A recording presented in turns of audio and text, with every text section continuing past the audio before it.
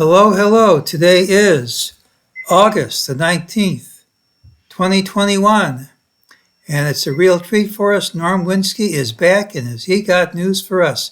Norm, the floor is yours. Thank you very much for having me on, Jeff. I thought first, since I was last on your show on August 6th, that I would review the forecast that I made back then. I always give specific dates and specific markets for those dates. It's actually a pretty simple system, and we don't use any moving average, don't need any oscillators, don't need to count any waves. I give you the date. We're looking for markets to get to some extreme. If they're going sideways, we don't do that. That's Newton's law for reaction, the opposite equal reaction. So we're looking for some market at some extreme, and then we'll be looking for a high percentage of time. There should be a reversal there. So let's look at August 6th after the close. We had Jupiter line up with Neptune. Jupiter was in the sign Aquarius. Neptune was in Pisces. Aquarius is copper, and Neptune is oil. So then we'll be looking at those markets for the weekend of the 6th. Be looking to trade that on the opening of Monday the 9th. There's your new moon in Leo. And so we'll round up the usual suspects: financials, grains, precious metals, and especially corn and gold. And then we had two more points to the U.S. chart. We take a snapshot of where the planets were back on the 4th of July of 1776, when our country, good old USA, was founded. And then we'll be looking at U.S. stocks, T-bonds, and dollar for both of those points. So here's your corn at the moon there. On the morning of the 9th, you made a little short-term top there. Had a down day, you could have made a little bit of money. Here's beans, did the same thing, a little bit better in that a bigger rally and a bigger decline. It kind of like back to my Newton's law there. You had bigger the rally, the bigger the decline. So anyway, there we go. And wheat was going sideways, so we don't do that. Here's oil was going down, down, down until we got to the Neptune point, and that was the low day on oil. Here's copper. It was going sideways, so we do nothing. Silver and gold were kind of heartbreakers in that we got to the moon there, and if you got in on the opening on Monday the 9th, you had the right day, but boy, look at the volatility, would have killed you. So you gotta have use stop losses, and so you probably would have got stopped out there for a loss, even though, as it turned out, if you had you did the crazy thing and had deep pockets and held on, you would have been in at the low day. Same thing with the gold. There we go. Okay, so here's the S&P. Did really well on the S&P. We had a short-term top here on the over the 6th weekend. With those are 2 points there with the moon and the Jupiter Neptune. By the way, all these points, potentially all these points, the stock market relates to potentially all these points that could react to any of these points. So we just don't even bother writing stocks. Just assume that everything, any of these astro points I tell you, relate to the stock market. So we had 2 points there for the stock market short-term top. We went up to the weekend of the 13th, looking for a change in trend there by the morning of the 16th, and that was the high day. And then the next morning we had another point for that night, and so the next opening on the Tuesday 17th opening, we were looking for a top, and because we've been going up, up, up, and we'd be selling against that top there, and that worked pretty well. Here's your T-bonds going down, down, down over here into the moon. And that didn't work because we were a little early. It didn't bottom till the 11th. Had it bottomed on the 10th, we would have taken that and not moved too much. We could have taken that just to give you an insight into the rules. But 2 days is not acceptable. So here we go. We had our two USA points over here for the over the weekend of the 13th and the night of the 16th. And that was right. The top there came on the 17th. So you're within 1 day early on the top there and on the high day there. Here's the dollar. Again, like the bonds on the moon, you're a couple days early there. So that was a miss. Red arrow is a miss. Green is good. And then we went down into our U.S. point, first U.S. point. That was a low. And then we went sideways for a day, and that was our second U.S. point. And so that we took a pass. And you can see, though, that that day, it took off like a rocket, All right, Aussie dollar. I don't know if you like currencies or not, but the currencies tend to dance to the moon. So every time we have a new moon, full moon, look at the currencies. Excuse me. And so you can see here that the next day after the 9th was when we were looking to trade on the moon. The Aussie dollar made a low, just a little bit lower than Monday's low. And then we rallied up. And then the British pound made a low right there on the right after the moon and took off to the upside. Same thing with the Canadian dollar and all the most of these currencies like the moon. Okay. And here's the euro. Did not like the moon. It just kept going down for a couple more days. And the yen did the same thing. So we only hit, we had, I think, 3 winners and 2 losers on the currencies. Usually do better. All right, we add up all the green arrows and the red arrows.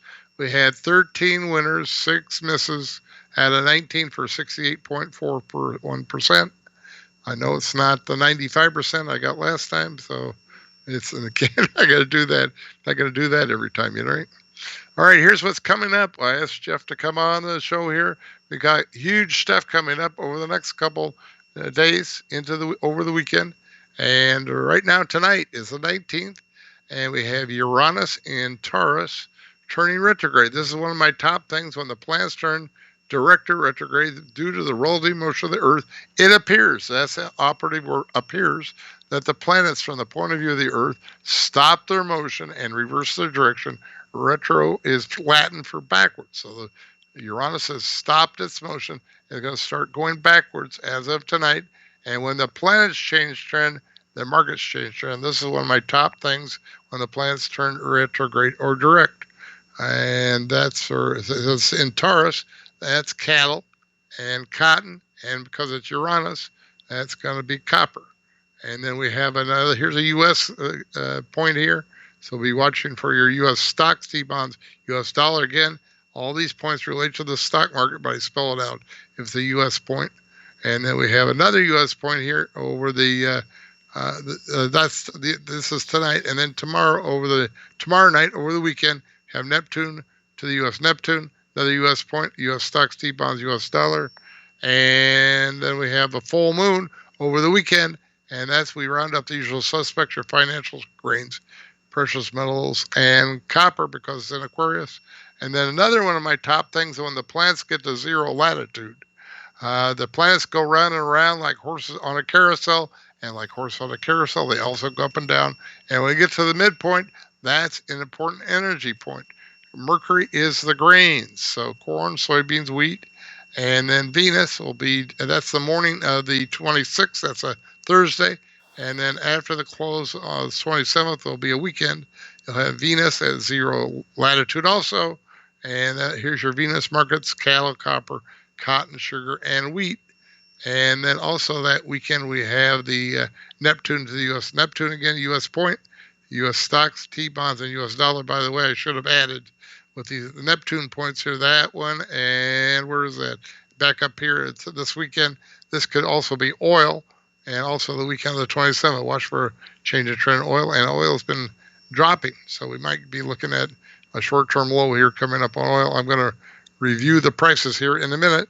Here's your cattle has been up. These charts were done last night, so they're a day late, so they may not be up to date. So cattle have kind of been chopping sideways for the most part.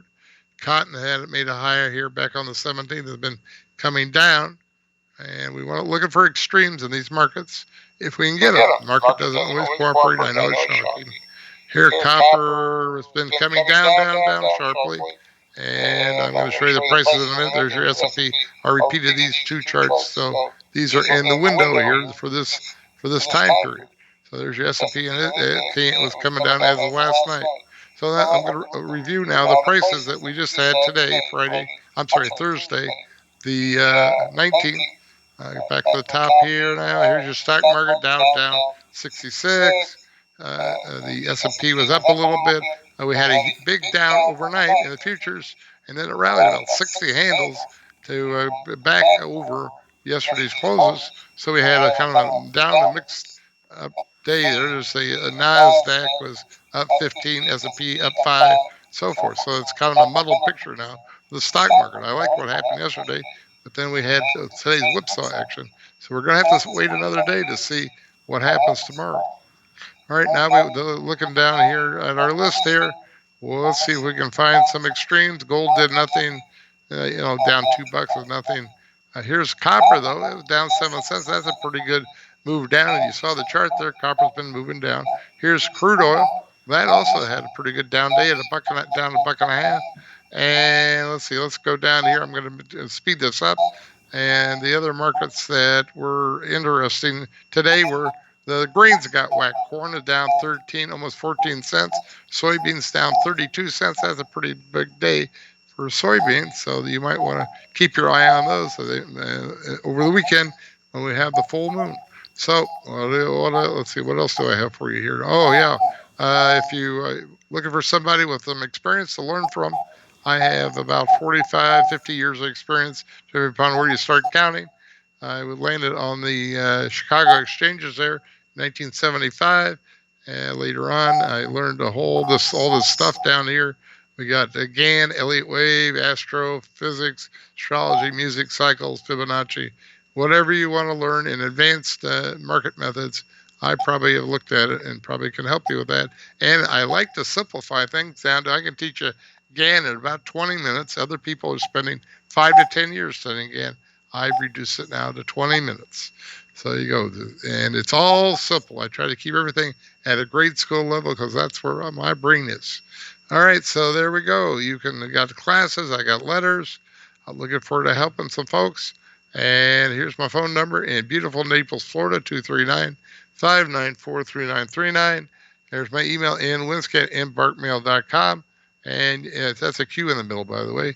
And Skype me at @Winski_1. Looking forward to helping some of your folks, Jeff.